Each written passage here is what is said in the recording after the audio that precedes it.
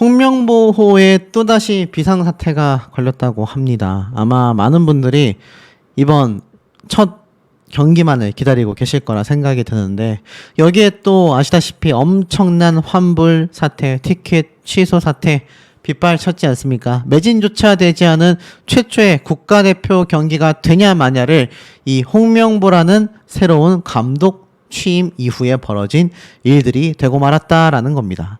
자, 그럼에도 불구하고 홍명보호에는요, 또 다른 파도가 끊임없이 몰아치고 있습니다. 급기야 어떤 말까지 있느냐? 결국 축구협회 해체되는 건가? 피파의 사례가 유력하다. 대한축구협회에 대한 감사 및 해체 청원, 국회 소위원회 회부까지 연달아서 쏟아지고 있습니다. 자, 정말 축구협회가 조용할 날이 없는데요. 내용을 살펴보면 약 57,000명의 동의를 얻은 대한축구협회 감사 및 해체 요청에 관한 국회 청원이 소위원회에 회부가 됐습니다. 30일 기준 총 57,437명의 동의를 얻은 축구협회 감사 및 해체 청원은요, 지난 26일 날 국회 소관위원회에 회부가 되어 제417회 국회 제1차 전체 회의에서 다뤄지기도 했습니다.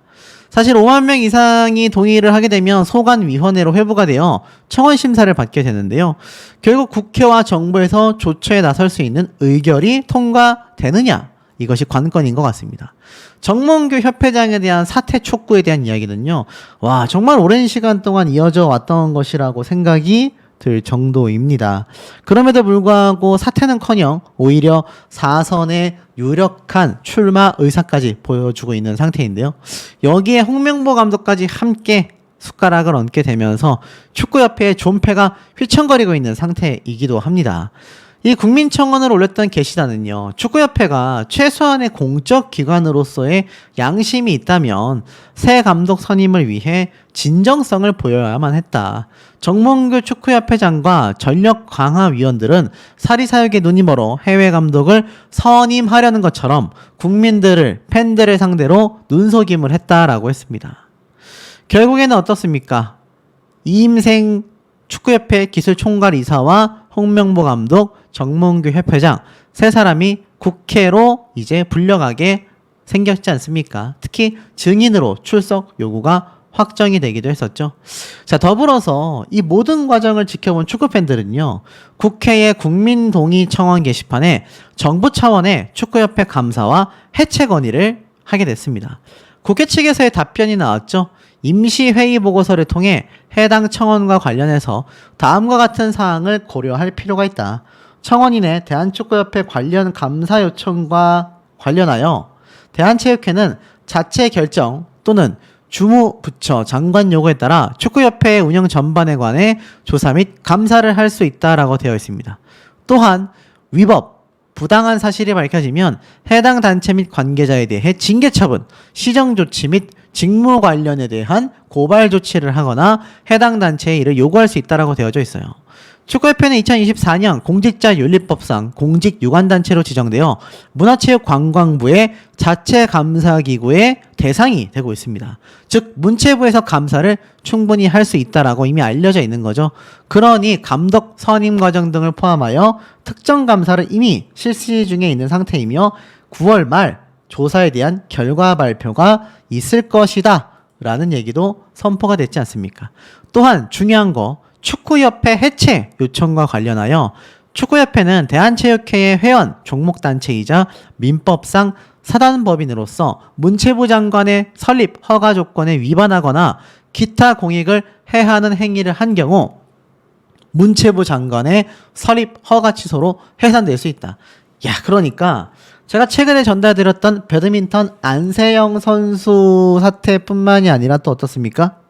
지금 보면은 실질적으로 축구협회마저도 문체부 장관의 명령 하에 해체가 돼버릴 수도 있다라는 겁니다. 와, 이게 정말 소름 돋는 일이 아닐 수 없는 현재의 상태이기도 한데요. 자, 그만큼 이 문체부 장관의 결정에 따라서 대한축구협회가 정말 해체될 수도 있는 상황이 보여지는 것 같습니다.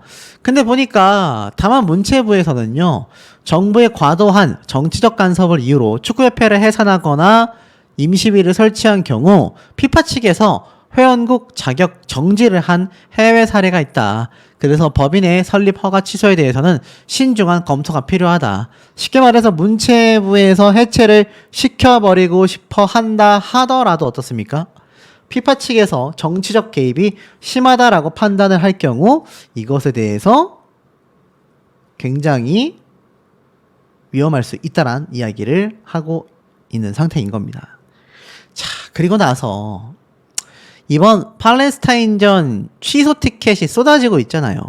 취소 수수료 환불 문제도 쏟아지고 있습니다. 지금 보면은 26일까지 취소하는 사람만 수수료를 부과하지 않겠다라고 하는 입장을 보였지만 갑자기 이 기간을 23일까지로 변경을 하게 되면서 아니 그러면은 26일까지 취소하면 되는 줄 알았는데 기다리고 있던 사람들은 이거 수수료 다 물어야 되지 않냐? 라는 비판이 엄청나게 쏟아진 겁니다. 사전 공지도 없이 이렇게 날짜를 앞당겨 버렸던 거죠. 하지만 이내 다시 취소 수수료를 환불해주겠다라고 입장을 바꿨습니다. 사전에 아무런 공지 없이 기한을 바꾼 터라 피해를 본 사례가 있었는데요. 지난 26일 이전에 예매를 취소하여 수수료를 물게 되자 축구팬들은 그제야 말도 없이 바뀐 환불 정책을 알게 됐던 겁니다. 뒤늦게 이제 또 여기에 대해서 수수료를 환불해 주겠다라고 했는데 안 그래도 한국 축구에 대한 보이콧 움직임이 감지되고 있는 정말 사뭇 다른 분위기를 보여주고 있는데 여전히 30일 기준으로 2,500석이 남는 자리가 공석이 되고 있습니다. 야, 5일날 6일날 요 정도 시간밖에 남지 않은 상황에서 2,500석이 남아 돌고 있다. 상상도 하기 힘들지 않습니까, 여러분? 그만큼 요번 사태가 심각하다라는 것이고 특히나 월드컵 예선전을 앞두고 있는 홍명보호에 비상이 걸리게 된 겁니다. 지금 26명의 선수들을 홍명보 감독이 선출을 했는데 여기에서 핵심 선수들이 부상을 당하기 시작했거든요. 그러면서 실제로 이 출전 자체가 어려워진다라는 얘기가 쏟아지게 된 겁니다. 자, 잘 봐야 하는 게 알고 보니 대표팀 핵심 수비수들이 부상을 당했다. 의리축구가 부활하는 거냐? 자, 중요한 건 지금 보면은 홍명보호의 권경원, 김문환 수비수 선수가 부상을 하여서 낙마를 하게 됐는데 조유민, 황재원 선수를 대체 발탁하게 됩니다. 근데 여기에 대해서 뭐라고 지금 비판이 쏟아졌냐면 의리축구가 또 부활하는 게 아니냐. 지금 보면 이 명단에서요. 의리축구, 즉 고려대학교에서 울산팀으로 옮겨간 게 아니냐라는 비판이 많이 쏟아졌었기 때문입니다. 그러면서 이런 막 밈도 돌기도 했었죠. 의리로서 감독을 해나간다. 근데 이 와중에 앞에 말씀드렸던 수비수가 또 전면 교체를 하게 되면서 이 사태가 한 번 더 반전을 야기하고 있다라는 겁니다. 자, 그런데 중요한 건 뭡니까? 이 소집 명단에 변화가 생기게 되면서 많은 분들이 염려하시는 부분이 하나 있을 거예요. 지금 정말 이번 국가대표에서 무엇보다도 중요하다라고 할 수 있는 핵심 전력 이강인 선수와 김민재 선수에 대한 출전 여부 궁금해 하실 겁니다. 제가 최근에 직접 전달드렸던 내용이지만 자, 김민재 선수부터 조금 말씀을 드려보면 이 김민재 선수 어떻게 됐을까요? 천만 다행이다. 이 바이에른 뮌헨 측에서 김민재 부상이 아니다라고 했습니다. 구단 공식 채널을 통해서 허벅지 부상이 있는 게 아니냐라는 우려가 참 많이 쏟아졌었던 김민재 선수인데 알고 보니까 그렇지 않았다. 리그 개막전에서 부진한 모습을 보였지만 바이에른 뮌헨 측에서는 지금 김민재 선수가 구슬땀을 흘리며 개인 훈련을 진행했을 뿐 허벅지 부상은 없다라고 이야기를 했습니다. 그래서 이 김민재 선수가 다행히도 부상은 없었다라는 것이 확인이 됐습니다. 그리고 제가 방금 말씀드렸던 두 사람 중에 한 명인 이강인 선수. SNS에 올라왔던 사진 한 장이 문제가 됐었죠. 그 사진 속에 손가락에 테이핑을 한 이강인 선수의 모습을 보고 탈골이 된 게 아니냐라는 의견이 참 많았는데 이건 역시 다행히 큰 부상이거나 문제가 있다라고 하지 않습니다. 실제로 이강인 선수는 정상적으로 국가대표팀에 합류하기로 이야기가 확정이 되는 것이죠. 그래서 홍명보 감독 입장에서는 천만다행이기도 합니다만 가장 중요한 선수가 남아있지 않습니까? 누굽니까? 바로 우리의 캡틴 손흥민 선수의 이 국가대표 참석 여부일 겁니다. 자, 근데 저에게 이 문의를 주신 분들이 몇 번 계세요. 보니까 이강인 선수도 그렇고 손흥민 선수도 그렇고 결국 불참한다라고 선언했다던데 축구협회가 초비상이라던데 이거 진짜냐? 사실일까요? 자, 보여드리겠습니다. 이 영상 보신 분들일 거예요. 제가 이메일로 하나하나 답장을 드리고 있지 못하지만 전부 다 이 채널에서 나오는 가짜 뉴스들입니다. 이강인, 손흥민 결국 불참 선언, 충격 중대 발표에 축구협회 초비상, 손흥민을 우습게 보다 난리난 홍명보. 엉망진창이죠. 이 영상의 조회수가 벌써 10만 회를 향해 달려가고 있고요. 이 채널은 뭐 유명한 가짜뉴스 전문 채널이라고 봐도 무방할 정도입니다. 결론부터 말씀드리면 이강인, 김민재 선수처럼 부상 이슈에 대한 내용이 뉴스 기사에서도 나오지 않은 것이 손흥민 선수 되겠습니다.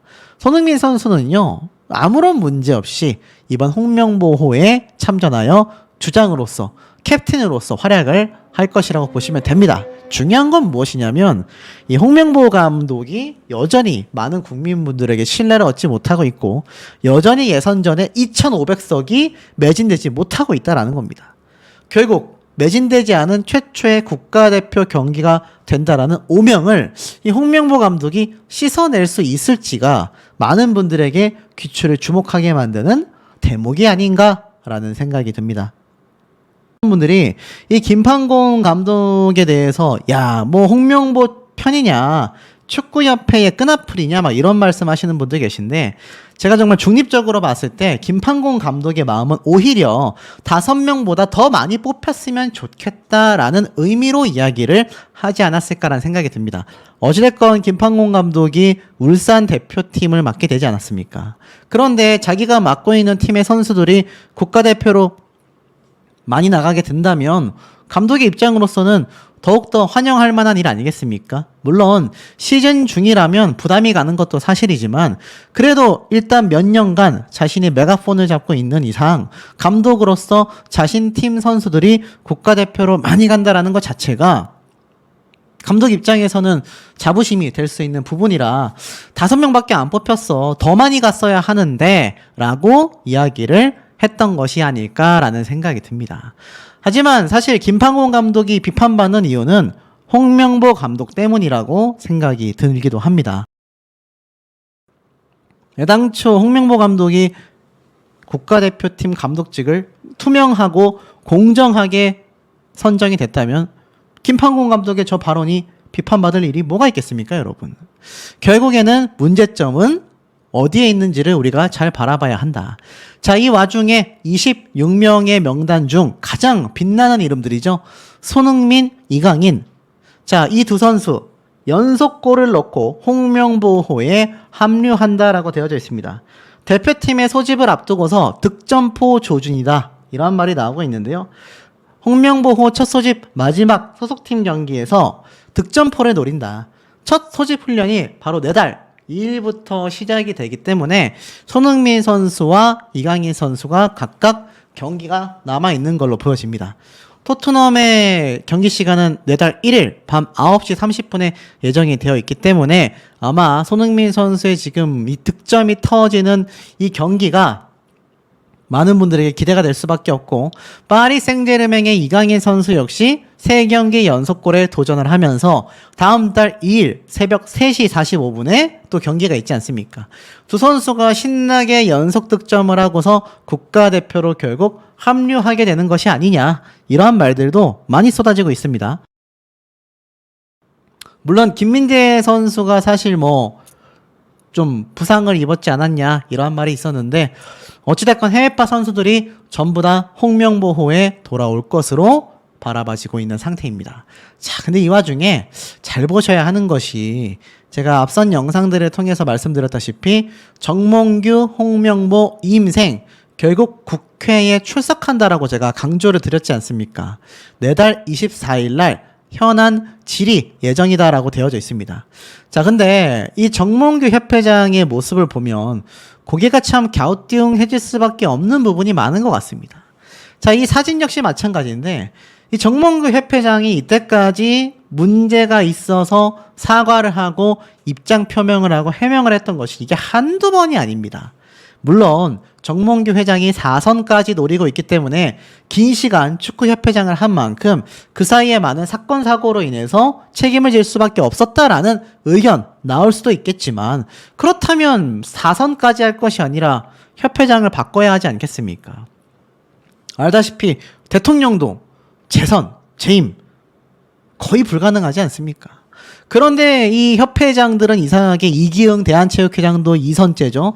이제 3선에 도전하고 정몽규 협회장은 4선에 도전을 하고 있으니 그 사이에 생긴 문제점들이 꼭 본인들에게 책임이 없다라고 보기가 쉽지 않다라는 것이고 특히나 이 정몽규, 홍명보 두 사람의 각별했던 인연은요. 4년 전 협회 회장직을 제안했던 것이 사실로 밝혀지게 되면서 더욱더 논란이 커진 것도 아마 알고 계실 겁니다. 알다시피 감독직 선임 과정 등의 논란이 많았을 때 이거 정몽규 협회장이 홍명보 감독에게 협회 회장직 맡아라라고 이야기했던 소문이 있었는데 실제로 이 정몽규 회장의 자서전에서 사실로 밝혀지게 됐었죠. 물론 홍명보 감독이 그 당시 때 자신은 그 자리를 하지 않겠다라고 마다를 했지만 이게 사실 뭐 고려대 카르텔부터 해가지고 뭐 많지 않습니까? 제가 다 영상들에서 설명을 드렸지만 이런 내부적인 의리축구, 학연, 지연, 혈연 이것이 이 특히나 체육계에 만연하다. 안 그래도 정치계에 이런 문제점이 많다라는 비판이 많은 와중에 이 체육계가 정치계처럼 흘러가면 이게 말이 되는 것이냐? 라는 이야기가 굉장히 많이 쏟아졌던 이유가 되기도 하겠습니다. 결국 이 두 사람이 지금 체육회를 다 해먹고 있다라는 비판을 많은 누리꾼들이 쏟아내고 있는 것에는 분명한 이유가 존재한다라는 거죠. 사실상은 어땠습니까? 결국 홍명보 감독은요, 팬 여러분께 너무 죄송합니다라고 깊게 고개를 숙였습니다. 이 당시 때 정몽규 회장은 여전히 침묵을 지켰죠. 홍명보 감독은 취임 기자회견에서 이게 무슨 일입니까? 취임 기자회견에서 축하를 받아도 모자랄 판에 90도로 머리를 숙여 사과를 했습니다. 그리고 정몽규 협회장은 여전히 침묵을 지키고 있었죠.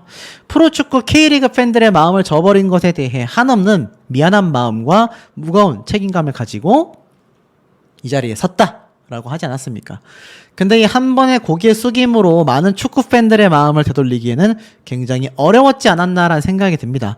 정몽규 협회장은 그 이후에도 뭐 별다른 발언 없이 그냥 대충대충 시간이 흘러가고 있는 현재 상황이죠. 그 와중에 결국 홍명보 감독의 첫 번째 예선전 경기 일정까지 확정이 되어버린 상태라는 겁니다. 그러니 이 사태를 보고 있자면 정몽규 회장이 도대체 한 게 무엇인가? 이미 이 당시 때도 시민단체에서 고발을 했었죠.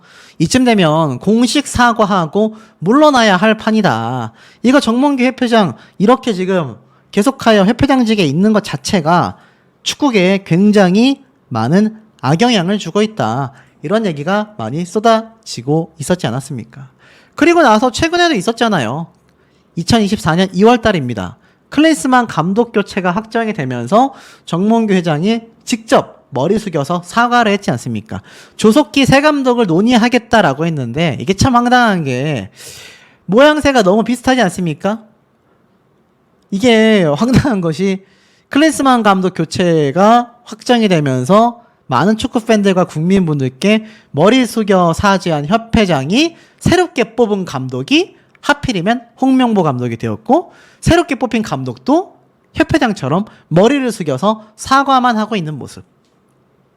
실상 무언가가 해결되거나 거기에 대한 개선책이 나오는 것이 아니라 참 감독이나 협회장이나 똑같이 머리를 숙여서 사과하는 모습만 보이고 있으니 이것이야말로 무능함이 아니냐라는 비판이 쏟아지고 있는 겁니다. 사실 2022년도에도요.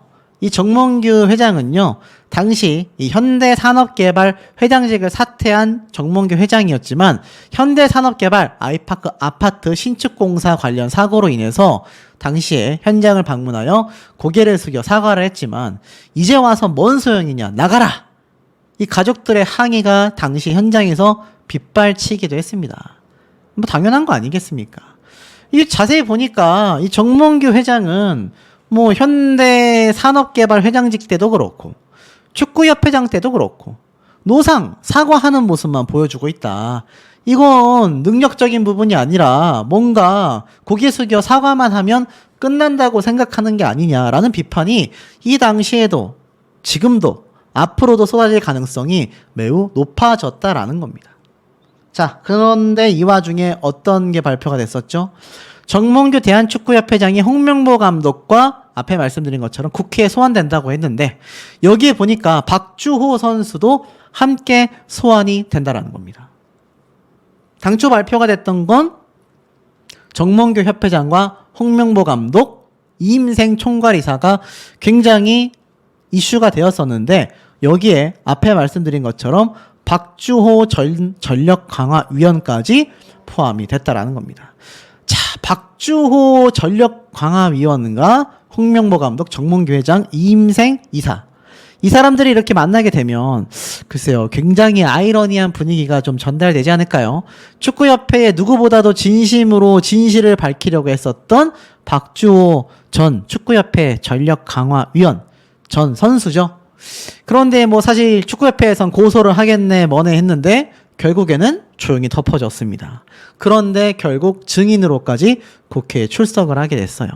지금 대한축구협회도 사실상 배드민턴협회 못지않게 굉장히 풍전등화, 사면초가의 입장에 놓여져 있다라는 말이 많이 쏟아지고 있습니다. 그런데 이 와중에 또 문제점이 지적을 받고 있어요. 여행 금지 직전에 놓인 국가에서 경기를 한다니 우리 태극전사들 과연 괜찮을까? 자, 예선 경기 이외에도 11월 20일 날 팔레스타인 원정 경기까지 예정이 되어 있는데 이 팔레스타인 지역이 중립 지역에서 경기가 열릴 줄 알았는데 분위기가 이상했다라는 겁니다. 홈 경기를 승인했다고 해요. 문제는 그 지역이 출국 권고 지역으로 못 박은 곳이라고 합니다. 그러니까 사실 굉장히 내전이 있기 때문에 여기 가면 너무나 좀 보안적으로 취약하지 않겠습니까? 그리고 이것뿐만이 아니라 뭐 이런 지역적인 문제도 있겠지만 이영표 선수가 또 한 번 홍명보 감독에 대한 일침을 가했습니다. 여기 보니까는 경고를 날렸다 이렇게 되어 있는 게 아마 눈에 들어오실 거예요. 이젠 다르다라고 설명을 했습니다. 뭐라고 했느냐? 팔레스타인의 변화된 경기에 주목해야 하며 한국팀이 철저히 대비해야 한다라고 강조했습니다. 과거에 우리가 알던 팀이 아니다. 그들은 마치 자신들이 강팀이라도 된 것처럼 굉장히 거세게 임하고 있다라고 말을 했습니다. 지난 아시안컵에서의 경기를 직접 관전하고 나서 깜짝 놀랐다. 새로운 팀 컬러를 가지고 나왔다. 대부분 아시아 팀들은 선수비의 후 역습 전술을 사용하지만 팔레스타인은 달랐다. 자신감 넘치는 플레이로 아시아 강호들에게 맞섰다라고 했습니다. 더 이상 팔레스타인이 약팀이 아니기 때문에 굉장히 주의해야 한다라고 이야기를 했습니다. 자, 하지만 이 홍명보 감독이 만에 하나 이 팔레스타인 전에서 패배를 한다. 와, 그 후폭풍 뒷감당 아마 상상을 초월하지 않을까라는 생각이 드는 대목입니다. 사실 군대와 같은 기강이 있었다. 막 이렇게 이야기를 나올 정도로 이 홍명보 감독의 국가대표팀에 대한 군기는 엄청 났었다라는 이야기가 많았는데요. 당시에 뭐라고 했느냐? 깔끔한 수트에 구두, 맞무리로 넥타이까지 한 축구 대표팀들이 어색한 발걸음을 옮겼는데 11년 전 지휘봉을 잡았던 홍명보 감독 불호령에 180도 달라진 소집 풍경이었다라는 겁니다. 2013년 당시 티셔츠를 입고 오고 모자 쓰고 들어오고 어떤 선수는 찢어진 청바지 입고 들어오고 그런 모습이 자신의 눈에는 별로 좋아 보이지 않았다라는 말 때문에 이 국가대표 선수들이 당시에 뭐 알다시피 수트 차림으로 들어오지 않았습니까? 그리고 오죽했으면 YTN에서도 이 장면을 딱 보여줬네요. 야, 황당하지 않습니까? 그래서 어찌됐건 이렇게 국가대표 선수단들이 수트 차림으로 들어오는 모습들, 그리고 이 장면, 이게 팀이냐? 이게 팀이냐? 전부 다 넘어지면 이게 팀이야 라고 소리치던 이 홍명보 감독의 이 장면, 이게 얼마나 유명했으면은 지금 YTN에서도 이 모습을 보여줬습니다. 이게 참 아이러니하지 않습니까? 언론사에서 하고 많은 홍명보 감독의 정말 뭐 좋은 기록들, 좋은 모습들 많았을 텐데 하필이면 그 중에서 홍명보 감독이 군기를 잡는 모습들을 모아서 보여주고 있었다라는 겁니다. 자, 이것을 보면 애매하다라는 생각이 듭니다. 그러면서 이유 있는 카리스마가 K리그 2연패라는 성적으로 한번 증명이 됐다라고 말하고 있습니다. 홍명보 감독은 문화도 있어야 하고 정신도 있어야 하고 정체성도 있어야 한다. 그런 것들이 다 맞아떨어져야 정말로 강한 팀이 된다라고 했는데 손에 꼽을 정도에 대한 유럽파 선수가 어느새 다수가 되었고 세계의 주목을 받는 선수들도 늘어나게 되었습니다. 글쎄요. 개인주의 성향이 강한 Z세대에게 홍명보 감독에게는 과연 어떤 지도력이 있겠느냐, 이러한 말까지 나오고 있습니다. 어디 이것뿐이겠습니까? 난리가 나버렸죠. 손흥민, 이강인까지 뛰는 경기인데 좌석은 여전히 널널하다. 불나있는 축구 팬들 탓이냐. 내용을 보면요, 손흥민과 이강인 선수가 뛰는 우리 축구 대표팀의 경기는 늘 관중이 꽉꽉 들어찼다고 되어 있습니다. 하지만 여기 보시면 예약이 시작되면 하루나 이틀 만에 매진이 됐는데 문제는 이번 팔레스타인전 9월 5일이니까 이제 일주일 정도 남았습니다. 홍명보호의 첫 데뷔 경기죠. 예약이 시작된 지 일주일이 됐지만 여전히 3,000석이 넘게 남았다. 제가 말씀을 드렸던 부분입니다. 굉장히 이례적이기 때문에 해석이 분분하다라고 되어 있는데 그 중에서 특히 이러한 말이 눈에 보입니다. 축구협회가 일부 좌석의 표값을 기습적으로 1, 2만원 인상하게 된 것도 홍명보 감독 선임 절차에 대한 논란이 아직 말끔하게 정리되지가 않은 것도 이렇게 표가 팔리지 않는 이유가 될 수도 있다라고 설명합니다. 그리고 그 이면에는 홍명보호 의리축구 논란도 있었죠. 그런데 놀랍게도 현재 울산팀의 메가폰을 잡고 있는 김판곤 감독이 여기에 반박 의견을 냈습니다. 많은 팬들이 이번 울산 출신의 팀이 무려 10명 가까이 되는 홍명보 감독의 국가대표 명단에 7을 떨었다라는 반응이 많았는데 정작 현직 울산팀을 맡고 있는 김판곤 감독의 입장은 전혀 달랐습니다. 5명밖에 안 뽑혔는데 무슨 말인지 좀 살펴보니까 이렇게 되어 있어요. 홍명보 감독이 지난 26일 발표한 국가대표팀 명단에는 울산 소속의 선수 5명, 주민규, 김영권, 조현우, 정우영, 이명재가 이름을 올렸다라는 겁니다. 여기에 다른 5명 선수, 설영우 선수까지 울산에 거쳐 외국팀에 뛰는 선수들까지 해서 울산 출신으로 묵히는 인원이 10명 정도 된다라는 겁니다. 그러니까 실질적인 울산팀은 10명이 아니라는 거죠. 글쎄요, 그 주장이 맞을까요? 이와 관련해서 김판곤 감독은요, 실제로 말을 했습니다. 5명밖에 안 뽑힌 것 같다. 몇 명 더 가야 하는 선수가 있다. 우리 선수들이 더 뽑혔어야 한다. 나는 선수들에게도 그렇게 말했다. 계속 울산에만 있으면 힘드니까 대표팀으로 가서 배우고 성장하고 새롭게 기분 전환도 하여 다시 시작하면 된다 라고 이야기를 했다라는 겁니다. 김판곤 감독이 저렇게 말을 한 것에 대해서는 현직 울산팀 선수가 5명이 갔다라는 얘기 같습니다. 하지만 많은 언론사는 그렇게 바라보지 않았죠.